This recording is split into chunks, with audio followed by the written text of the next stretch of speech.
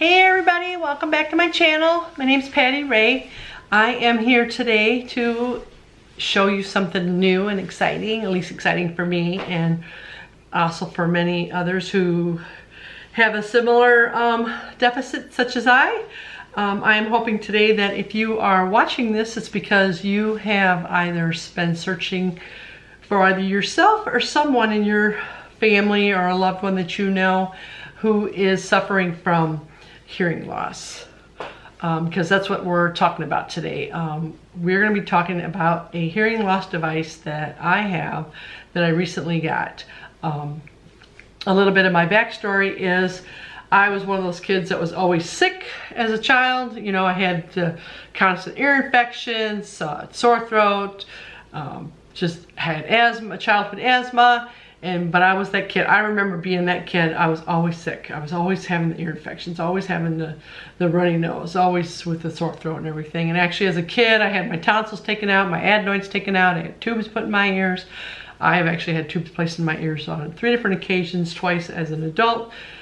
Anyhow, I developed a hearing loss.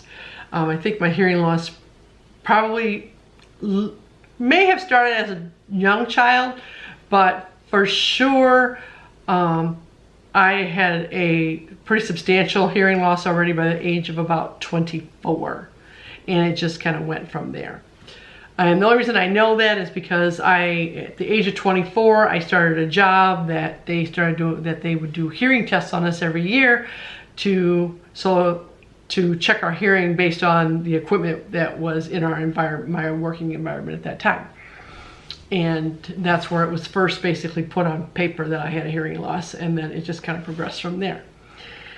Anyhow, back in 2007, I had, so at that point I was 42, so this was 18 years after a known hearing loss on my part, and knowing that it had been getting worse over the years, that I decided to go and see my ENT doctor, my ear, nose, and throat doctor, to find out if there was possibly any type of new technology out there that could maybe help me with my hearing loss. And so when I went in 2007 to see my ENT about this, he was like, okay. And then so he looked into my ear and he seen something when he looked in there, a little unusual, I guess. So he sent me for a CT scan, a CAT scan basically. And from there, he sent me to a specialist, because what they ended up finding was that I had a cholesteatoma, and the cholesteatoma was large. And from what I was told, it's probably been growing for like the last 25 years at least, probably. It was about the size of a quarter, but it had like these appendages or arms, if you will, that just kind of grew out from it. And it destroyed everything on my inner ear and my middle ear and everything. So it did quite a lot of destructive damage, but it needed to be taken out, because I was also at a serious risk of it going through the barrier, the bone barrier for my spinal fluid.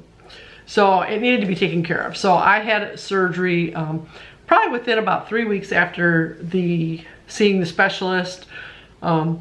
It was about a 4.5 to 5 hour surgery, had about a 2-month recovery period from it. And at that time, it was recommended to me that I might want to consider getting a BAHA device, which is a bone attached hearing apparatus. But also with that, the doctor thought that maybe through the surgery and some reconstructiveness and trying to put like almost like he put this little titanium thing inside my eardrum and tried to repair my eardrum, hoping that I would get some hearing back, which I did not.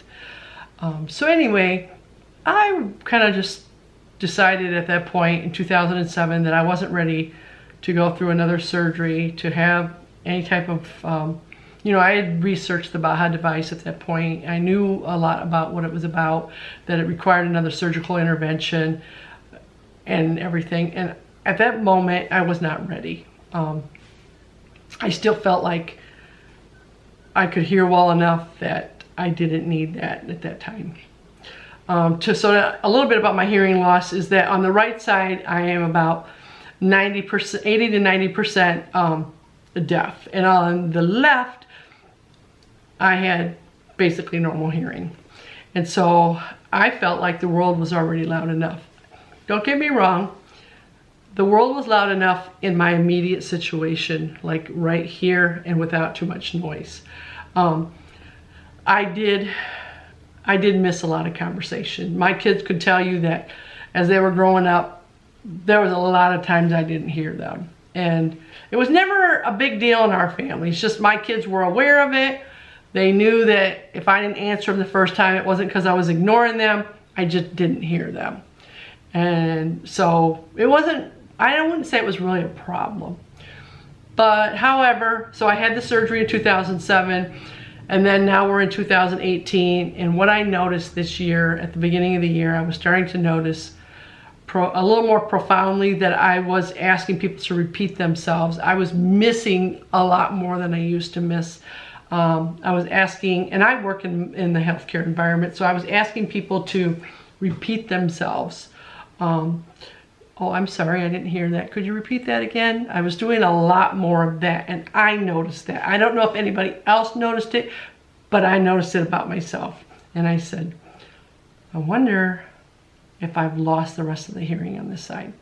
So I went to my ENT, and I said, you know, I would like to get my hearing tested again. And I was getting my hearing tested about once a year anyway, probably for like the last, well, probably for the last 20 years almost, 19, 20 years. And I said, I would like to get my hearing tested again because I'm having noticing these changes. And so I got my hearing tested, and I was in for a shock because he said, your right ear is still where it's been. The problem is you're starting to get a deficit in your left.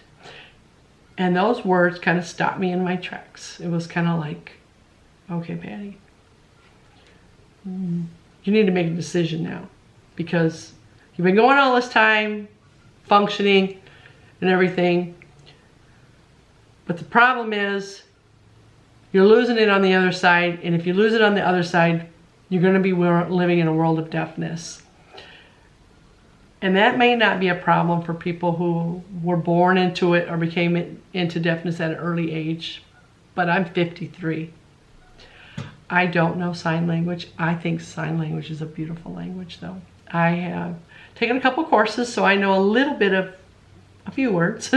Not enough to get me by, and certainly not enough to communicate with anybody. And my family doesn't know sign language. So I felt like the most unselfish choice to make would be I needed to do something about my hearing loss. So I decided, okay, you guys have been talking to me about this BAHA device for the last 10 or 11 years. Let's go ahead and do it. So that's where we're at today. On August 28th of this year, I had a surgery to do the internal portion and the external abutment placement to be ready for the BAHA device. So on August 28th, I had surgery. It was about an hour and a half, 2-hour surgery. The recovery was pretty simple, actually. I mean, it was like I could have went to work the next day if I'd wanted to, but I had the day off, so I didn't. And then the next day, I was fine. A little tiny bit of soreness where they did the surgery, but I didn't need any pain medications. I didn't have. It was fine. And I'm going to try to show you here see if I can get it zoomed in far enough. But I'm going to try to show you. So I have this little abutment here. This little guy here kind of sticks out of my head. And that's permanent there. So they, what they do is they put, the type of hearing loss that I have is not correctable by a hearing aid that you can place in your ear. I needed to have one that was done through bone conduction, and that's what this one does. So and I don't know how big it is on the internal portion. All I know is that they place it in through your bone, and so it goes in through your bone, and then you have the little abutment piece that comes through your skin and is there on your scalp. And that portion, so I had that surgery. That was all one surgery. I had that done on the 28th of August. and that needs time to heal, because like I said, they place that in your bone and everything, and that all needs time to heal. Well, it's a 90-day healing process. So fast forward from August 28th when I had the surgery done up until November the 30th when I went back to see my ENT and the audiologist at that point. Yeah, I went back and they, you know, I got my normal checkup. That was actually my second checkup since surgery. And then I saw the audiologist, and that's where she gave me my beautiful little goodie bag here. This is my BAHA system. It's a Cochlear BAHA system. And the BAHA stands for Bone Attached Hearing Apparatus. And what I ended up getting was this little baby right here. Let's see if I can focus it in there. It's a BAHA 5 sound processor. So you take it out of the box here, you open it up, and you got some supplies basically if it comes with it, if you will. This is your little box here that's got your hearing aid in it, like a little jewelry box, kinda, because it's like a little piece of jewelry. So you open it up, and this is mine. And what they do is they try to match the color of your BAHA device somewhere to the color of your hair. So I have brown hair, so then I got like a brownish bronze one. And then I have batteries up here. One battery typically lasts you about a week. And so what you do is you open up the little hearing aid battery compartment here. And then you place your battery in there. And then you're gonna close it. And I don't close it all the way until I'm ready to put it on, because it's gonna make a bunch of beeping sounds when you go to put it on. And I'm gonna see if I can get up here and kind of be showing you guys what I'm gonna do here. And so then I'm gonna close it, and then you gotta sit it on top of your processor, and you just gotta kind of rock it on there, and it just kind of rocks down on top of there. And it's beeping right now. And when it's beeping, what it's doing is it's reprogramming itself. So when you go to the audiologist for the first time and you get fitted with your new device on a computer system, she puts in a program to you. So that program is your program. So she's in there, she's asking you questions, or he or she, your audiologist, is asking you questions about, you know, how does it sound, how does it feel, and then it's programmed. So every time you take that battery out and you put it back in, it resets itself, which is great because it's gonna kind of adjust itself here as I go along. Right now I feel like I'm talking into a speaker and it's really loud, but it adjusts itself pretty quickly and starts getting rid of some of the weird noises that I'm hearing.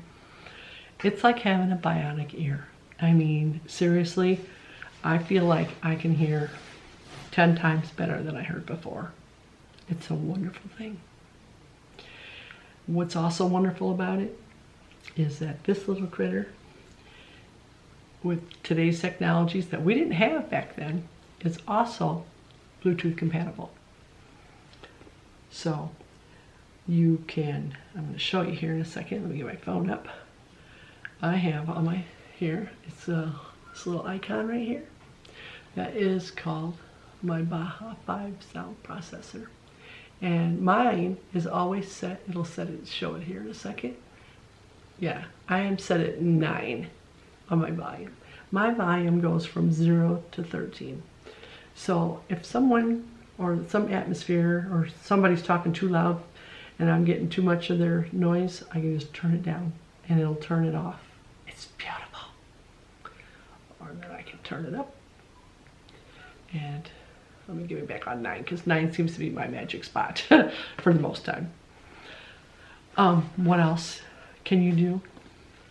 Like I said, since it's Bluetooth compatible. So right now, any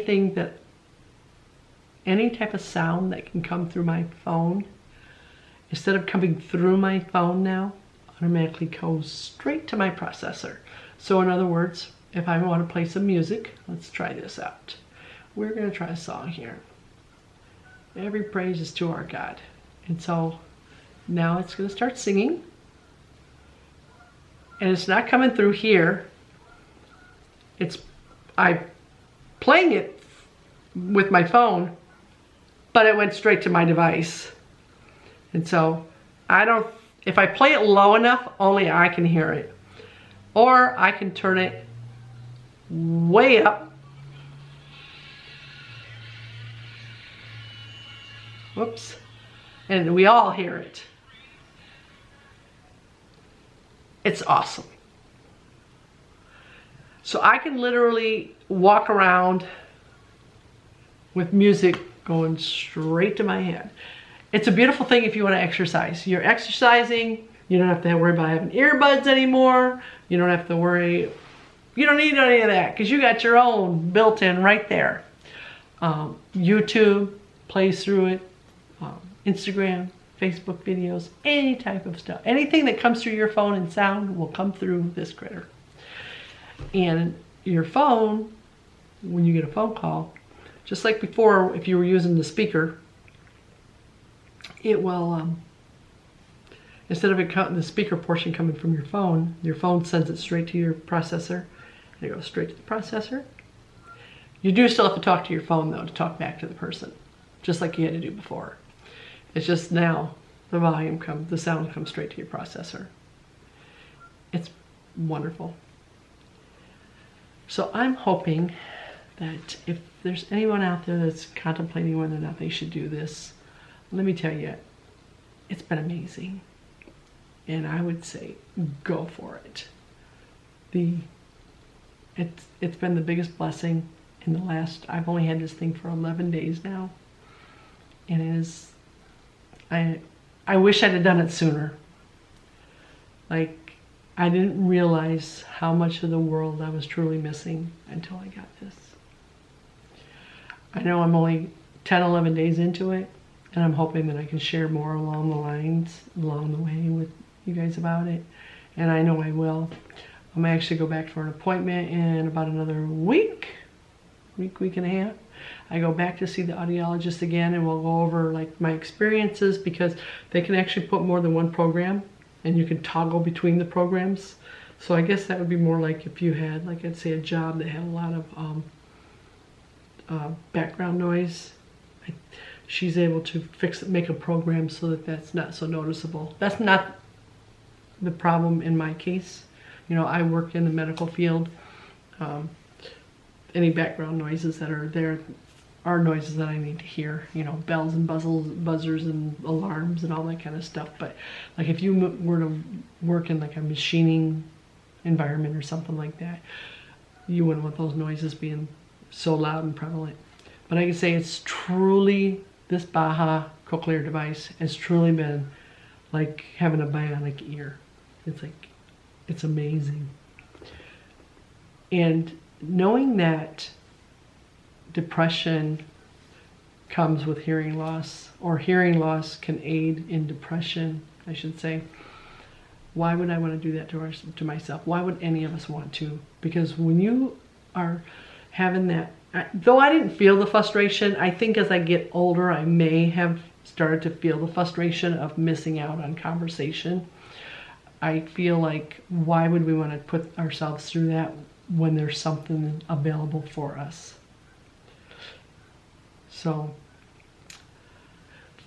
please feel free to ask a question and I'll answer it if I can. I know I didn't give a lot of information in this video, but I just wanted to share my new device, toy, item, my new audio to the world. I wanted to share it with you guys, and I wanted to tell you how great it has been already. And I look forward to sharing more of this experience with you guys.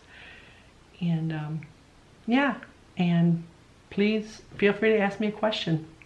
If you have any advice for me and you have experience with this already, please share, because I truly am in the learning mode and the newness of it all.